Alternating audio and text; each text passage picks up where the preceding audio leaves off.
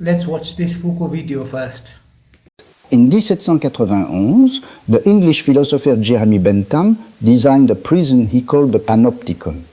The architecture is simple, a circular building, individual cells around the outside. In the center, a watchtower. The watchtower has windows on all sides. The cells are backlit, so anyone inside is always visible. The tower is dark. The guard, if there is one, cannot be seen. The prisoner can never know if they are being watched. They might be, they might not be. The guard might be absent. It does not matter, because the prisoner, to be safe, must behave as if they are always being watched. The actual surveillance becomes unnecessary. The prisoner begins to surveil themselves. This is the genius of the design, and it is not only a prison. It is a school where students never know if the teacher is watching. It is a factory where workers never know if the supervisor is present. It is an open-plan office. It is the internet, wherever visibility is permanent and verification is uncertain, the panopticon is operating. Power becomes automatic. It no longer needs a body to enforce it. Visibility is a trap. So Foucault talks about being observed, being watched, the sense of big brother watching you, and people have to be aware that somebody's watching them despite them not knowing whether they're being watched or not. The design of the panopticon is such that the regulator has visibility of all that are being regulated or watched.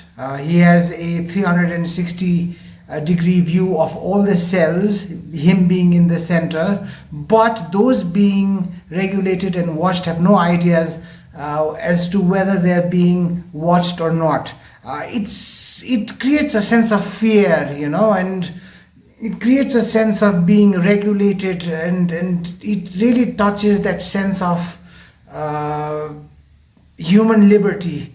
It challenges the freedom, and Foucault puts it out in such a way that it really is a scary thing, and that's how governments and regulators operate. But my reservation here is that why would you want freedom that is absolutely unrestrained? I believe that freedom is something that should be enjoyed with caution, because if there is no regulation, or if there is no limits, then things can go quite wrong. So the point that I'm trying to make here is this Western belief of absolute freedom, being able to do whatever one pleases, is something that I find quite unhealthy, to be honest. I think that freedom is something that should be appreciated and enjoyed within limits. Foucault's way of thinking, I think that no matter whether you're being watched or not, your conduct has to be so good that it really doesn't matter if people are watching you or not. Most of us eat and walk and talk and do our things like everyone does. I'm not even if by some stroke of bad luck you get scratching yourself, I don't think even the most civilized among us wash our hands every time we touch our feet, or we touch the ground, or scratch ourselves, and so on and so forth. So the point that I'm trying to make is, you have to make the regulation useless. It doesn't matter whether you're being recorded or regulated or not. If your conduct is fine, you can absolutely make the regulations useless.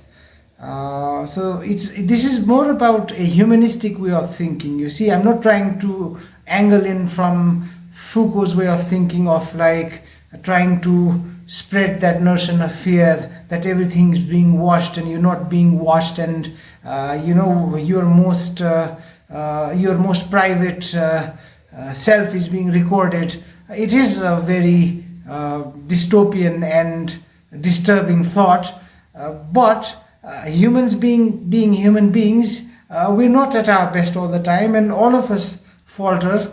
And if you develop yourself to an extent, there's a beautiful word called apotheosis. If you really develop yourself to your highest, to your best, then what's the point if you're being regulated or watched or not? You should be so. Freedom is not something that the outside world gives you, really. True sense of freedom is how you feel inside, really, whether you're being recorded or whether whatever is happening in the outside world. So to conclude, I would like to say that I am very much in admiration for Foucault's observational intelligence, but I cannot agree with him in terms of spreading fear and communicating this dark thought of being regulated in the most manipulative way possible. I think freedom is something that is extremely valuable, but there is such a thing as limits to freedom. And that's it for today. And if there's anything that you'd like me to elaborate more on, I'd be happy to do that. Have a great evening.